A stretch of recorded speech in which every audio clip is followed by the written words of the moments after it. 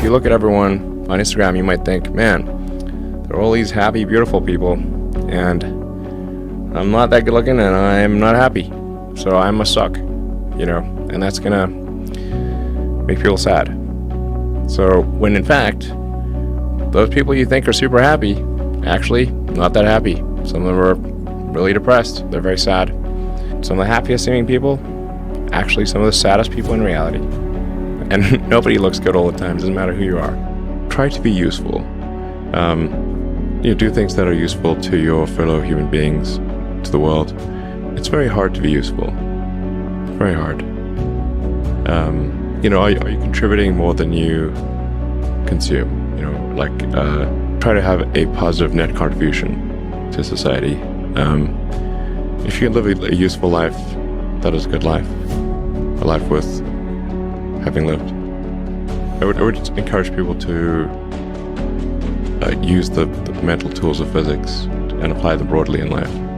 They are the best tools. But I encourage people to read a lot of books.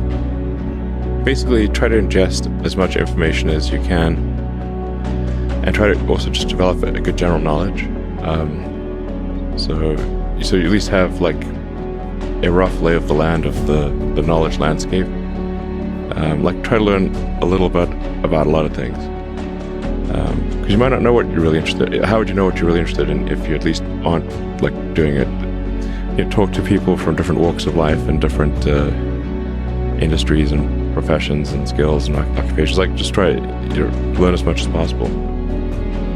A future that is inspiring and appealing. I just think that there have to be reasons that you get up in the morning and you want to live.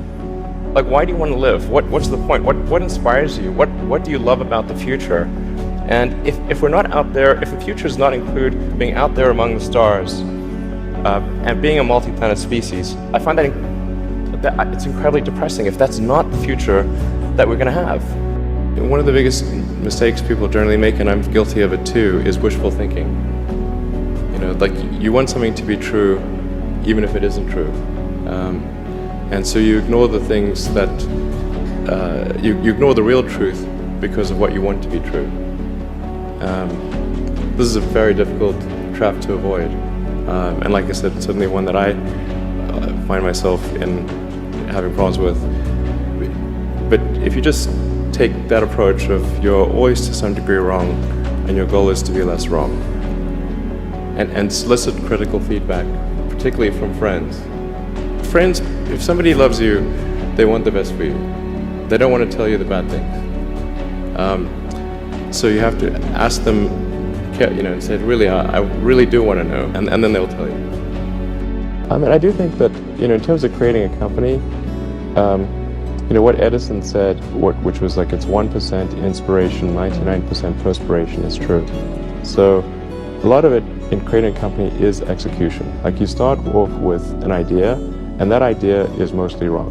And then you adapt that idea and keep refining it, and you listen to criticism. Some criticism you discard, try to discard the wrong criticism, try to listen to the correct criticism, and then engage in sort of a recursive self-improvement, and constantly refining it and making it better. And you have to work super hard, and that's very important. And then just keep iterating on a loop which says, am I doing something useful for other people? Because that's what a company is supposed to do. Certainly being focused on something that you're confident will have high value to someone else, and just being really rigorous in making that assessment, because people tend to, a natural human tendency is wishful thinking.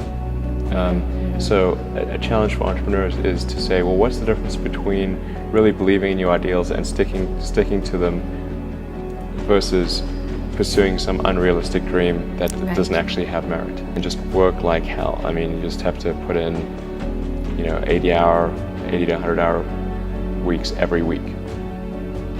All those things improve the odds of success. If other people are putting in 40-hour work weeks and you're putting in 100-hour work weeks, then even if you're doing the same thing, you know that you will achieve in 4 months what it takes them a year to achieve. There's a friend of mine who's got a good saying, which is that starting a company is like eating glass and staring into the abyss. Okay, that's generally what happens, because when you first start a company, there's lots of optimism and things are great, and then so happiness at first is high. Then you encounter all sorts of issues, and happiness will steadily decline, and then you'll go through a whole world of hurt, and then eventually if you succeed, and in most cases you will not succeed, and Tesla almost didn't succeed, came very close to failure. Then if you succeed, then after a long time you will finally get back to happiness.